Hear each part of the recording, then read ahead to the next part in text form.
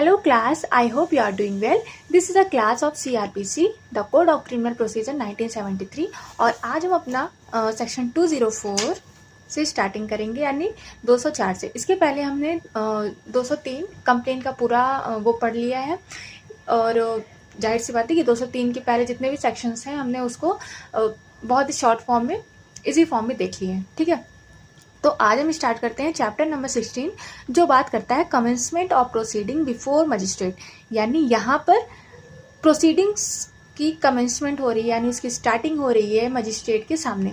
अभी तक हमने क्या क्या देखा, वो चीज़ें देखी जो मजिस्ट्रेट के सामने जाने से पहले होती हैं, है ना। जैसे इन्वेस्टिगेशन हो गया, इसके अलावा बहुत सारी चीज़ें हो गई, अरेस्ट हो गया, समन हो गया, ज्यूरिडिक्शन हो गया। मतलब एक केस को मजिस्ट्रेट के सामने लाने से पहले जो जो चीज़ें होती हैं वो चीज़ें हमने अभी तक देखी। अब आज हम स्टार्ट कर रहे हैं कि उन चीज़ों के होने के बाद जब ये पक्का हो जाता है कि हाँ यहाँ पे कोई ऑफेंस हुआ है और अब अक्यूज्ड को हमको मजिस्ट्रेट के सामने ले जाना है, तो वहाँ से हम आज स्टार्ट करेंगे। तो उसका जो पहला होता है वो है इशू ऑफ प्रोसेस, जो दिया हुआ है सेक्शन 204 में यानी 204 में। तो इसमें क्या बताया गया है, नॉर्मल सी चीज़ है कि अगर कंप्लेन केस हुआ या पुलिस रिपोर्ट केस हुआ या सुओ मोटो, जो कि हमने सेक्शन 190 में देखा था, कॉग्निजेंस। ठीक है, मजिस्ट्रेट ने अगर कॉग्निजेंस ले लिया, किस किस के आधार पे लिया, या तो वो कंप्लेन के आधार पे लेंगे या पुलिस रिपोर्ट के आधार पे लेंगे या वो सुओ मोटो लेंगे, यानी ओन अगर उनको कोई इन्फॉर्मेशन मिली है तो वो खुद से भी कॉग्निजेंस ले सकते हैं किसी भी अपराध के खिलाफ।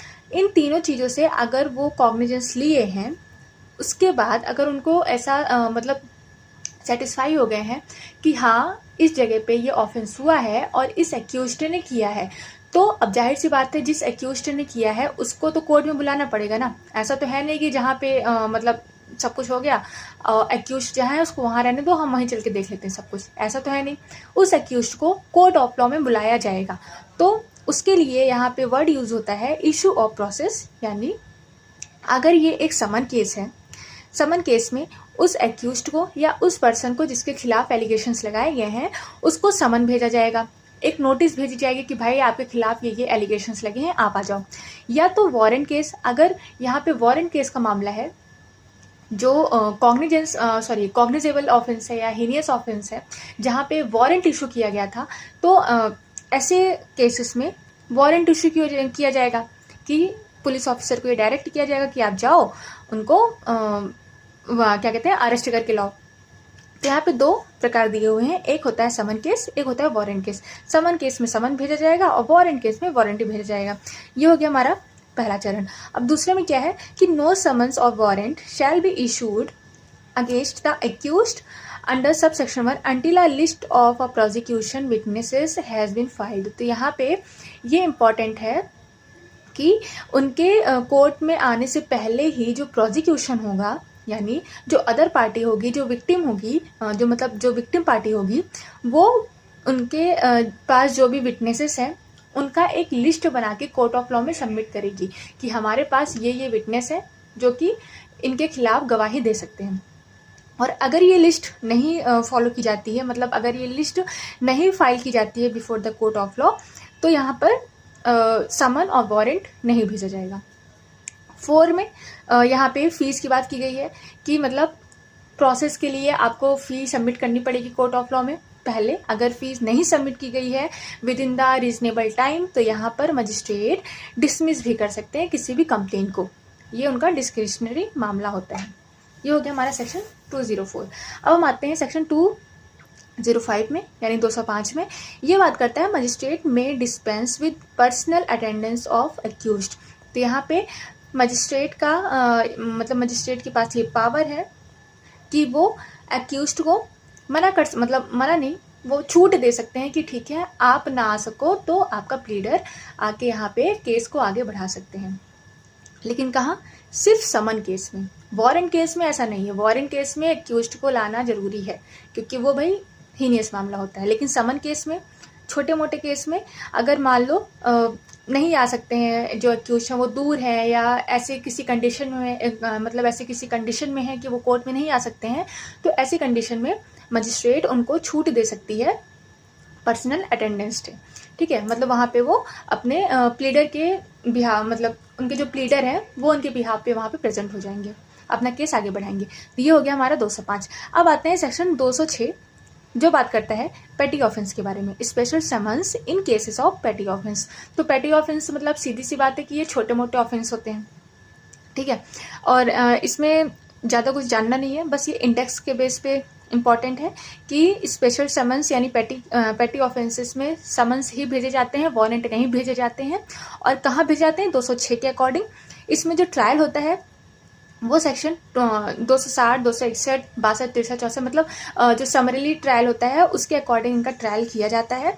और इसका अमाउंट याद रखने लायक है कि जो पेटी ऑफेंस होते हैं उनका अमाउंट 1000 से कम होगा या 1000 तक होगा। यानी अगर किसी ऑफेंस का फाइन 1000 तक या उससे कम होगा तो उसको हम पेटी ऑफेंस में गिनेंगे। उसके बाद यहाँ पे पनिशमेंट भी बताई गई है कि punishment only with fine not exceeding 1000 rupees, ठीक है। मतलब यहाँ पे सेंटेंस की कोई बात नहीं की गई है, सजा की यानी इम्प्रिजनमेंट की कोई बात नहीं की गई है, सिर्फ और सिर्फ फाइन की बात की गई है। और जो कि 1000 से कम होगा, अगर ऐसा कोई ऑफेंस में पनिशमेंट दिया हुआ है तो उसे हम पेटी ऑफेंस में गिनेंगे। ये हो गया हमारा 206। अब 207 है।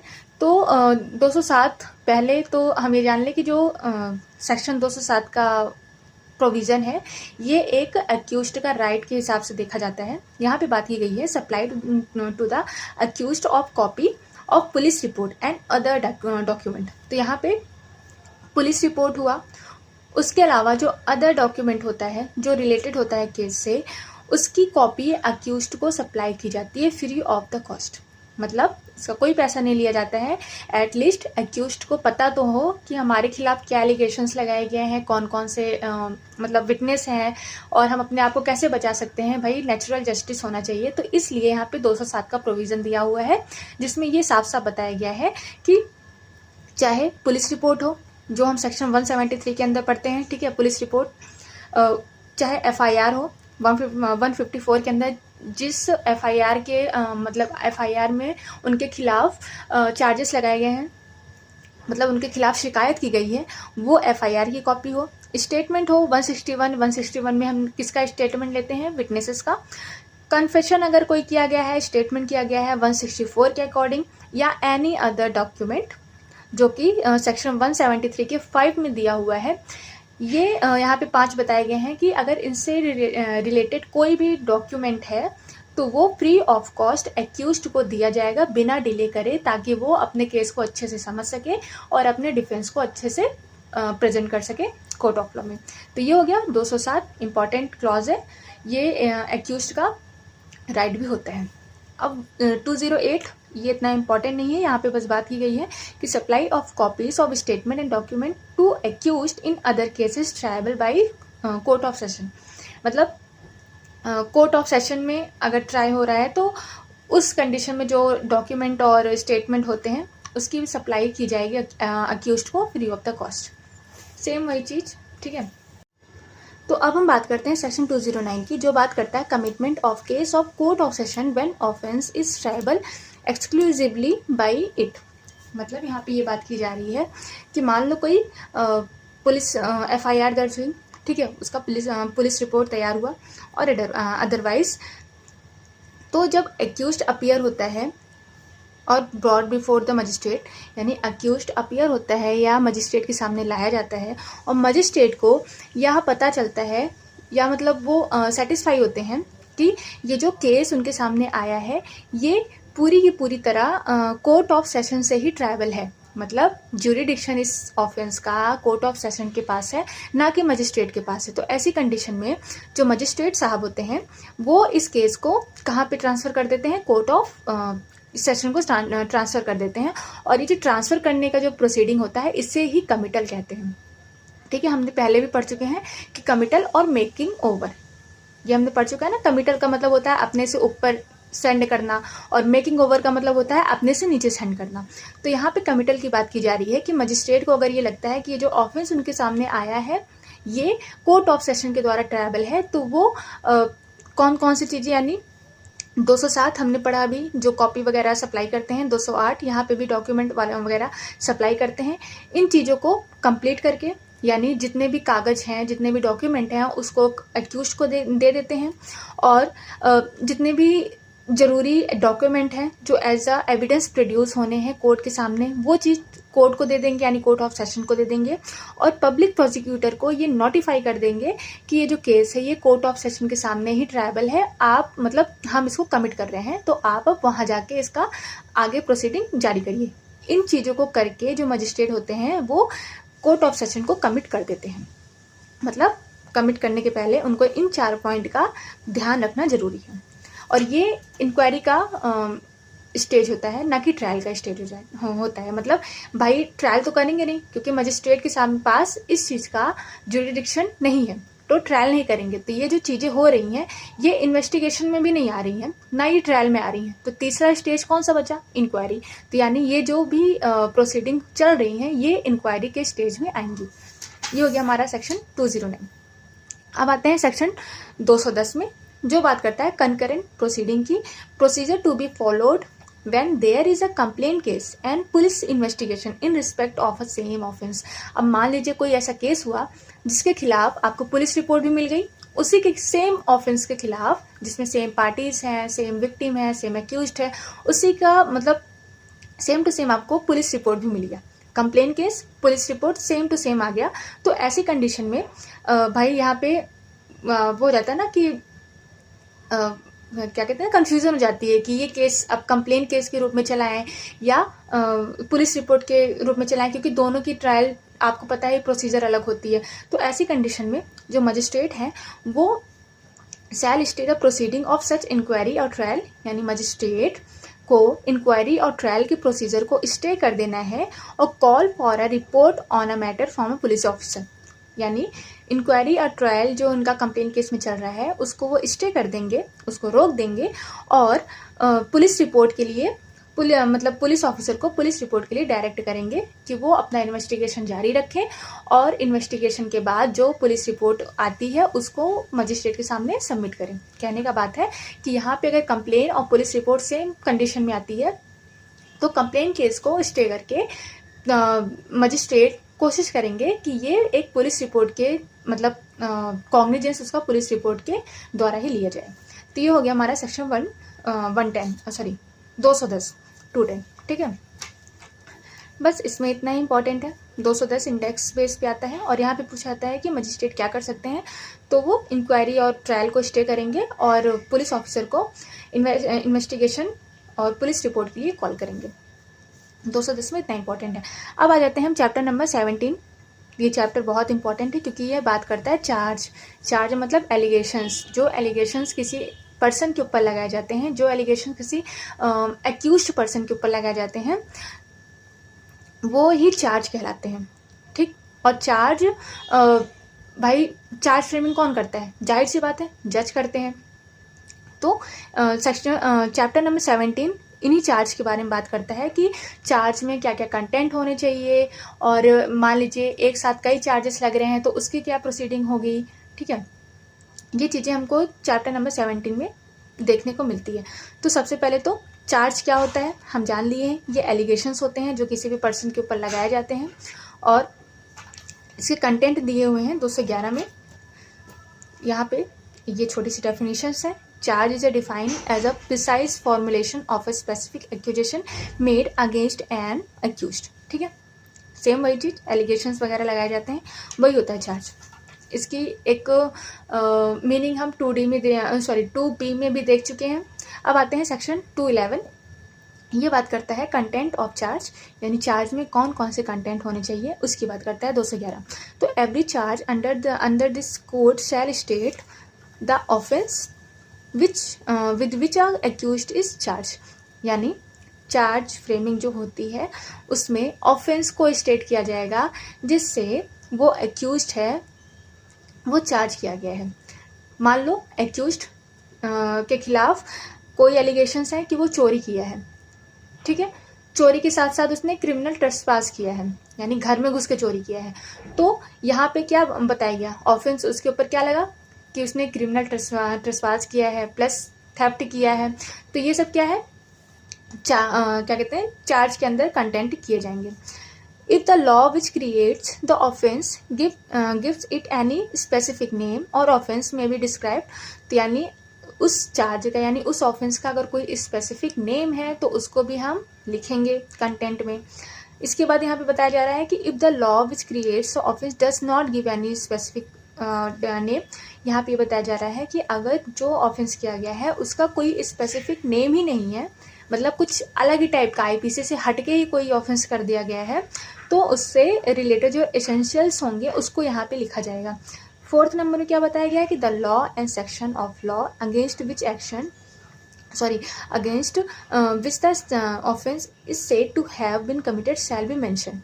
लॉ है, सेक्शन है जो कि उस ऑफेंस से रिलेटेड है, उसको मेंशन किया जाएगा। 5 में क्या है कि the fact that the charge is made is equivalent to the statement that every legal condition required by law to constitute the offence charge was fulfilled in particular. तो यहाँ पे वही स्टेटमेंट वगैरह की बात की जा रही है। The charge shall be written form में होना चाहिए, कोर्ट की लैंग्वेज में होना चाहिए, यानी जिस कोर्ट में मान लीजिए जैसे हाई कोर्ट हो गया, सुप्रीम कोर्ट हो गया, तो यहाँ पे इंग्लिश चलती है, तो यहाँ पे इंग्लिश में चार्ज लिखे जाएंगे। अब जैसे कोई सिविल कोर्ट हो गया तो वहाँ के रीजनल लैंग्वेज में भी चार्ज लिखा जा सकता है। सीधी सी बात है, यहाँ पे लैंग्वेज ऑफ द कोर्ट में रिटन के रूप में चार्ज लिखा जाएगा। अब 7 में क्या है, if the accused having been previously convicted of the offence, अगर यहाँ पे ये पता चलता है कि जो एक्यूज्ड है वो पहले भी कन्विक्ट हो चुका है तो उसे भी चार्ज में लिखा जाना चाहिए।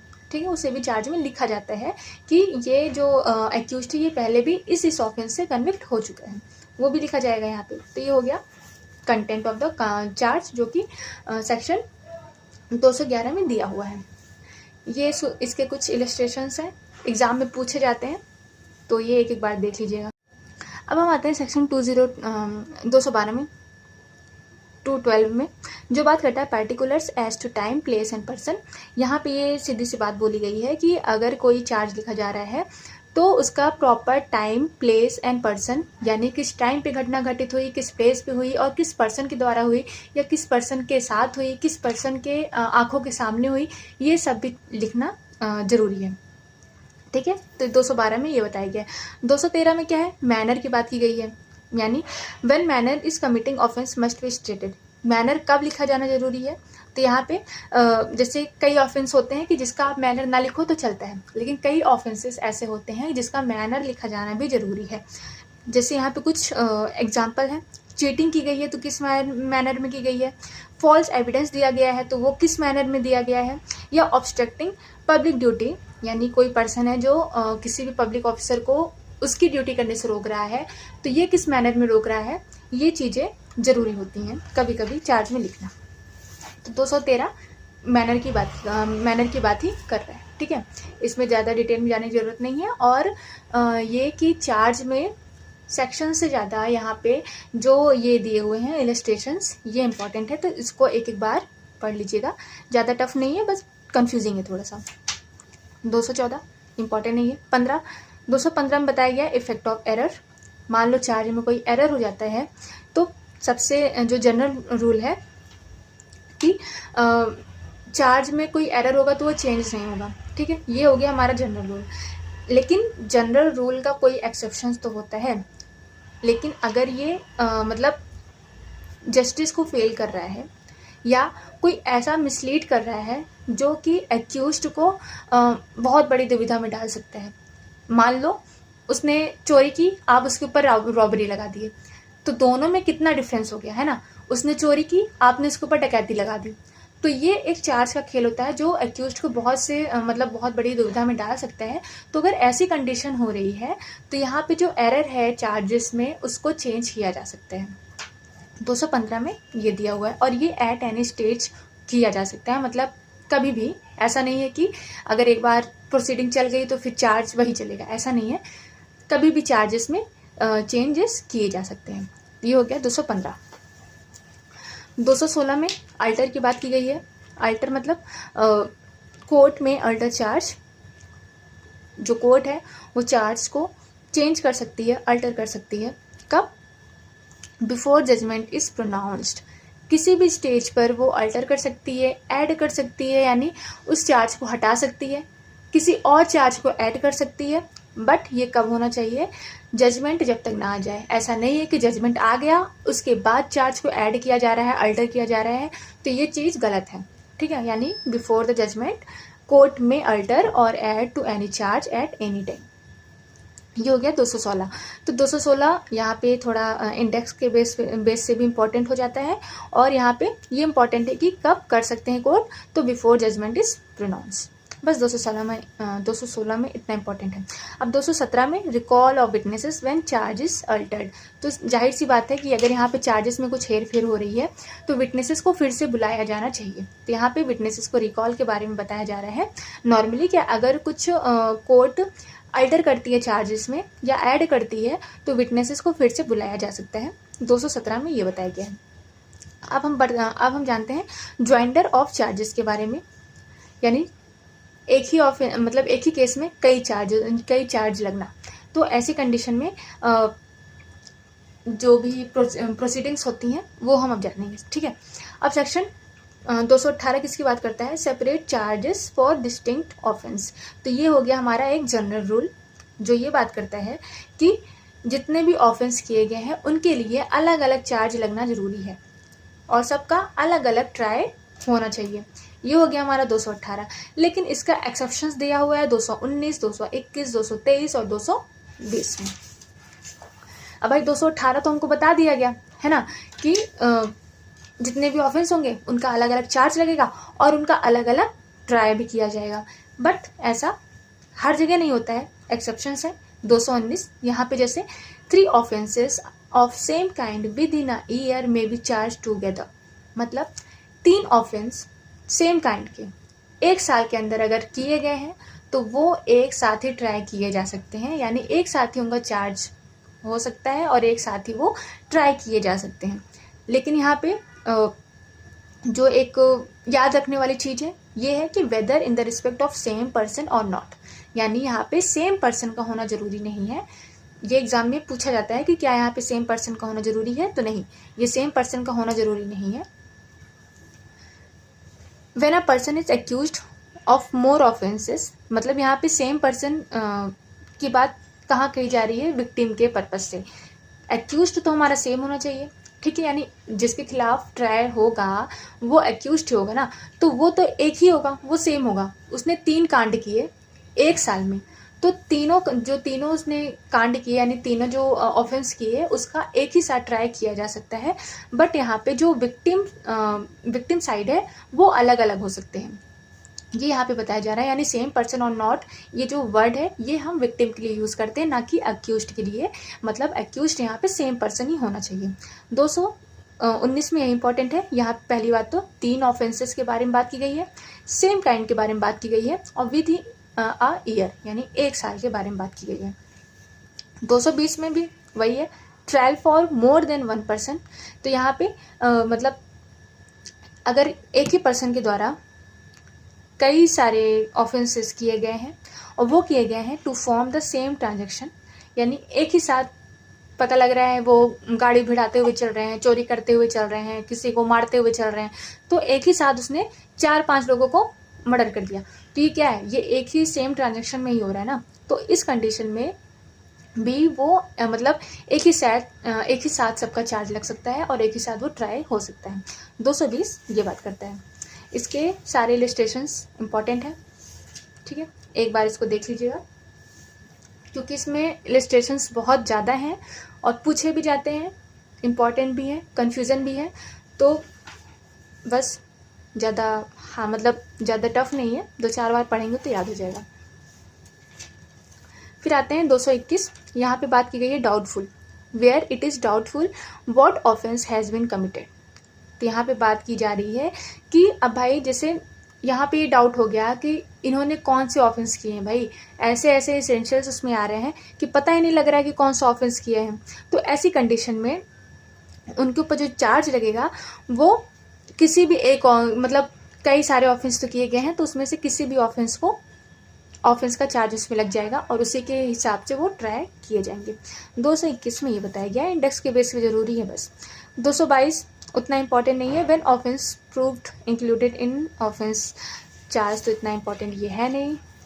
223 थोड़ा बहुत इम्पॉर्टेंट हो जाता है, थोड़ा बहुत क्या, इसमें से थोड़ा डीपली क्वेश्चन आता है। व्हाट पर्सन में बी चार्ज जॉइंटली, तो यहाँ पे बात किया जा रहा है कि पर्सन्स कब जॉइंटली चार्ज किए जाएंगे। अभी तक हमने क्या पढ़ा, सेम पर्सन के बारे में पढ़ा, ठीक है। जितने भी आगे हमने प्रोविजंस पढ़े वो सेम पर्सन थे, मतलब एक ही एक्यूज्ड के द्वारा कई कई कांड किए जा रहे थे, वो हमने पढ़ा। अब यहाँ पे ये है कि जो पर्सन है वो कई हैं, ठीक, कांड एक है, मतलब पर्सन कई हैं, उन्होंने ऑफेंस एक किया है। तो यहाँ पे यही बोला जा रहा है कि what persons may be charge jointly, तो इतने यहाँ पे बोले गए हैं। For example, person accused of the same offence committed in the course of same transaction, वही चीज़ यहाँ पे फॉर एग्जाम्पल आप ले सकते हैं वरेंद्र कुमार घोष का केस, कि 4-5 लोग मिलके एक ही कांड कर रहे हैं और वो सब एक में ही चार्ज हो सकते हैं, ठीक है।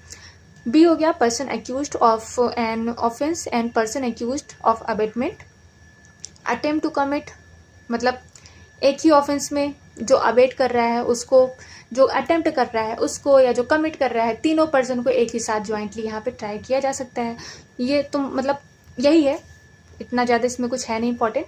तो 223 इसी की बात करते हैं। अब 224 में विड्रॉल की बात की गई है कि यहाँ पे मतलब जो चार्जेस उनके ऊपर लगे हुए हैं, अगर वो विड्रॉ होते हैं तो यहाँ पे क्या कहलाया जाएगा एक्यूज्ड।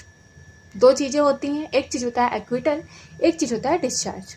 डिस्चार्ज कब होता है, चार्ज से लगने के पहले, जब क्या कहते हैं उसको किया, मतलब छोड़ा जाता है, मतलब उनको बोला जाता है कि आप निर्दोष हैं, तो वो होता है डिस्चार्ज। चार्ज लगने के बाद अगर किसी को मतलब बोला जाता है कि ठीक है आपने कुछ नहीं किया, तो वो होता है एक्विटल। तो यहाँ पे बताया जा रहा है कि withdrawal of remaining charges on conviction on one of several charge, तो यहाँ पे जो विड्रॉ ऑफ द चार्ज होगा वो एज अ एक्विटल देखा जाएगा, ठीक। इतनी सी बात यहाँ पे याद रखने की जरूरत है कि 224 में बात करता है विड्रॉल ऑफ द चार्ज और ये एक्विटल के रूप में देखा जाएगा। अब आते हैं चैप्टर नंबर 18 जो बात करता है trial before the court of session. तो यहाँ से हम ट्रायल स्टार्ट कर देते हैं 18, 19, 20, 21, यानी चैप्टर नंबर 18, 19, 20, 21। ये चार जो चैप्टर है ये हमारे ट्रायल से रिलेटेड है। ये प्री के बेस से कम ही है, मेंस में ज़्यादातर आते हैं, मेंस में आते हैं क्योंकि इम्पॉर्टेंट है।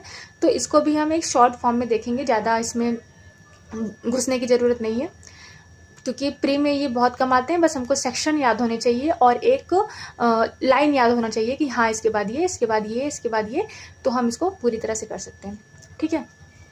तो सेक्शन 205 से सेक्शन 225 जो बात करता है कोर्ट ऑफ सेशन, 225 से लेकर 237 तक हमको ट्रायल की बात की गई है कोर्ट ऑफ सेशन की। तो अब इसको नेक्स्ट क्लास में, तब तक के लिए थैंक यू। अगर आपको क्लास अच्छी लगी हो do like, subscribe and comment, अगर कोई लाइक ना हो, और स्टे ब्लेस्ड, तैयारी करते रहिए। Thank you.